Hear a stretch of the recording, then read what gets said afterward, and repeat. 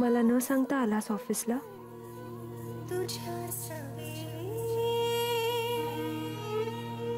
तुझ्या बिना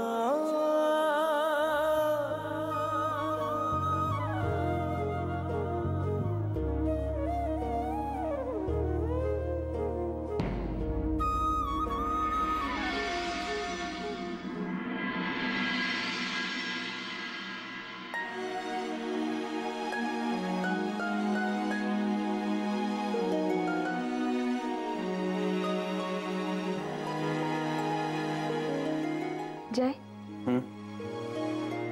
आज हाफ डे घेशील? आपण बाहेर जाऊया. नाही जमणार. नवीन क्लायंटसाठी प्रेझेंटेशन बनवायचं, खूप काम आहे.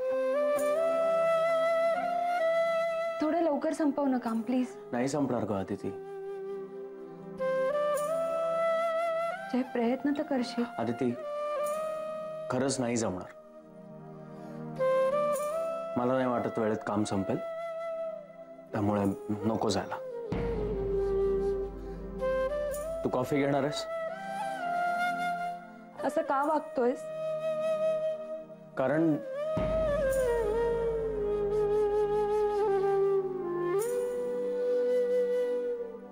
कारण काहीच नाहीये. नॉर्मल आहे सगळं. आणि काही लागलंच तर तू आहेसच ना मदतीला.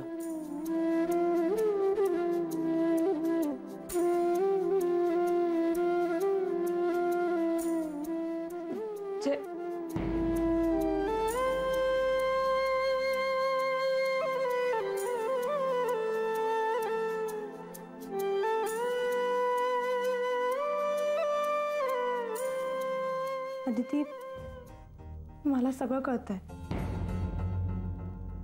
मला जे वाटतंय तेच तुलाही वाटतं ना? म्हणून तू त्याला विचारलंस ना की तू असा का वागतोयस? कोणालाही फरक जाणवेल असा वागतोय तो. तू म्हणाला तो नॉर्मल आहे, पण तो तुला नॉर्मल दिसतोय. एवढं मोठं डील झालं, सरांनी अवनी त्याचं एवढं कौतुक केलं, दाभोळकरही परत आले. तो खुश असायला हवा होता, पण नाही.